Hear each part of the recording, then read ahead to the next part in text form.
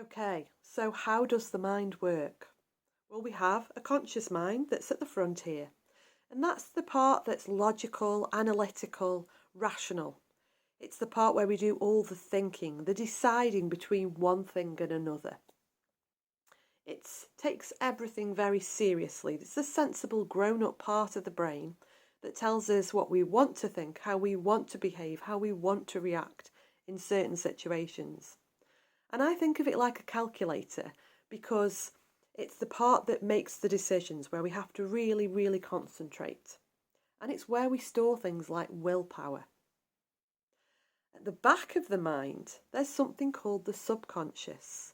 And the subconscious is not rational, it's not logical, it's not analytical.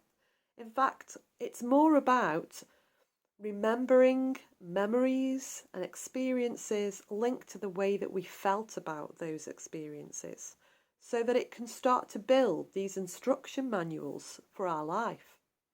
And so in there will be how to get dressed, how to talk, how to walk, all the very, very basics. But there'll also be in there what we believe about authority, what we believe about politics, about religion, about right from wrong, okay? Because the subconscious just builds up all these files in the mind, so that it can regurgitate it back to us when we need it. So all of a sudden, when we need to put our socks on, we haven't forgotten how to do it because it just goes, here's the file, there you go. Now, it also doesn't register negative. So if I say to you, whatever you do, do not think of a yellow banana. The chances are your mind's just popped up that image into your head, and it's either come along with, I quite like bananas, or maybe a thought, ugh, bananas. Who knows? But ultimately, it's popped that image up for you to retrieve that information. And it was probably immediate because it came from the subconscious mind. And so the subconscious has all these files, so many files, that it would take so long to rifle through them. Because you imagine an experience can take just a moment. And so it's impossible for the conscious mind to be able to rifle through all those files to find what it needs to make a decision. So what happens is the subconscious mind makes a blueprint for your life that says, these are the rules. These are what you believe. These are how you're going to make decisions from this point forwards. And that means that the conscious mind can just refer to those rules and never have to access any of those old files. Now, the catch is that those beliefs in there, not one of them, not a good belief, not a bad belief, not any belief ever, is true. A belief is just something we think over and over and over again until we believe it to be true. And so there's going to be beliefs in there based upon experiences you've had that are not doing you any favours right now, that don't really need to impact your life anymore. And so, unfortunately, we actually spend 95% of our day operating subconsciously.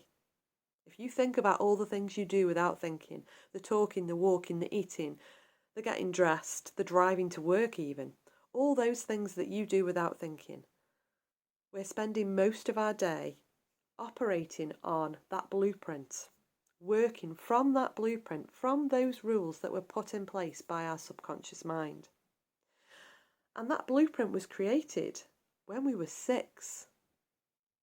When finally our conscious mind was developed enough for us to start to make decisions, and our subconscious mind had said, yeah, they're able to be a fully functioning human being now, let's put the rules in. And so what that means is people are going about their day, reacting to things and behaving based upon a blueprint that was created when they were 6. That's the same for all of us. Now, consciously, we can't just go and rifle through those files, but we can with hypnotherapy. You see, hypnosis is something we do every single night, right before we fall asleep. It's that moment when you feel so relaxed that you think, oh, any second now, I'm going to fall asleep. That moment there is hypnosis. And everybody experiences hypnosis every single day. So the only difference with hypnotherapy is that we choose to go into hypnosis. We choose to go there and stay there for a length of time so that then the conscious mind is nice and switched off and relaxed, and we can talk to the subconscious and we could say, can we please ask about these rules? Do they really have to be in place? Can one of them change a little just to help this person now? And your subconscious mind wants to help you, and it wants to help you survive. And so anything that we do that is going to be helpful to you as a person, the subconscious mind will take on board. And so that's what we do with hypnotherapy.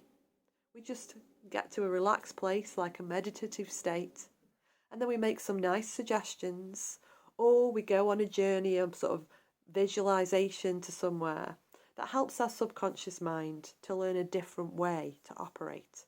That's all. It's not scary. And so, I hope you join me in one of my sessions, and we can help you go through those rules and figure out what you want to change.